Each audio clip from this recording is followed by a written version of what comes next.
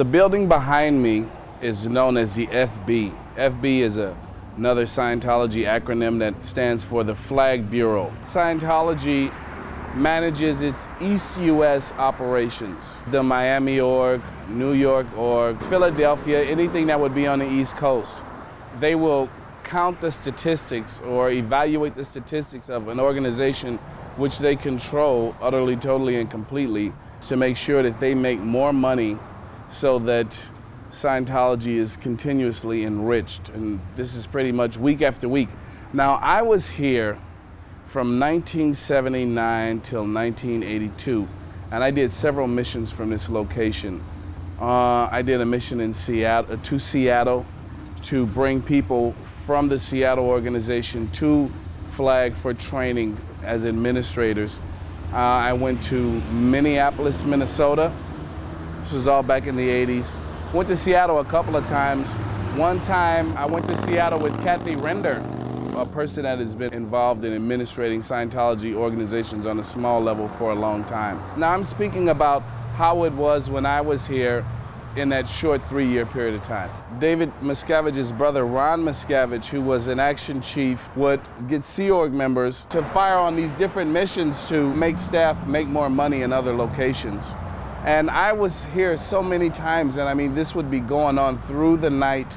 Can you imagine being up at 2 and 3 o'clock in the morning making clay figures? You would have to demonstrate in clay, missionaries with their Sea Org hats coming in and physically taking the executive director away from his desk to represent you understand in your mind what needs to happen. The supreme qualification for a Sea Org member is compliance, ability to comply and ability to make others comply. So in other words, it's a pretty torturous activity in all honesty.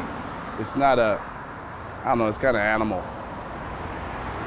Did you ever have orders where you said to yourself, my Lord, I can't carry those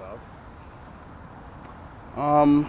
The only time that I had orders to do something that made me feel like this was like up above the top, and again, I've been in Scientology for 16 years, so I have a high tolerance, okay? But this is one incident where a person had released the OT3 materials to the press in Los Angeles. And through using Gene Ingram, it was discovered who that person was. But that person wasn't speaking about who else was engaged with him in doing this thing of putting these materials in the press. And the Scientology solution was, of course, to security check this individual that was not even a Scientologist at all. It was this person did it through somebody else, and he didn't want to tell his sources. Gene Ingram bought the person to a hotel room in Los Angeles, and we're in some seedy part of town. I was actually kind of scared. We're in some seedy part of town. He brings this person in. I have the E-meter set up. The person comes in and sits in the chair, and he's scared shitless. He's like, please, you guys, stop. I'll do whatever you say. I had no idea this was gonna happen. I'm not the one. I'll tell you what you want to know. Somebody gave me the materials, and I gave it to the Los Angeles Times. Anyway, I have him on the meter, and I'm doing this routine.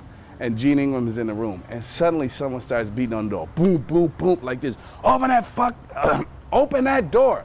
Open the door. And they were cursing, really bad. And Gene Ingram whips out his gun.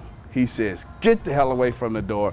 He's standing at the door like this with the gun, and he's like, Jesse, hurry up, Jesse, hurry up. Yeah, that was a little over the top.